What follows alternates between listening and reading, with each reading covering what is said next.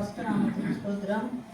1 மாசம்லாம் வந்துட்டு என் பையனுக்கு ரொம்ப காய்ச்சல் அதிகமாக இருந்துச்சு, ஜுரம். கிளினிக்கில் தான் நாங்கள் பார்த்துட்டு இருந்தோம். அதுக்கப்புறமா 2 நாளில் ஜுரம் சரியாயிடுச்சு. திரும்பியும் அது ஸ்கூலுக்குலாம் போக ஆரம்பிச்சுட்டு எக்ஸாம்லாம் எழுத ஆரம்பிச்சு வந்துட்டான். அதுக்கப்புறமா திடீர்னு மறுபடியும் ஜுரம் அதிகமாகிடுச்சு. 10 நாளாகவே படுத்து படிக்கவே இருந்தான்.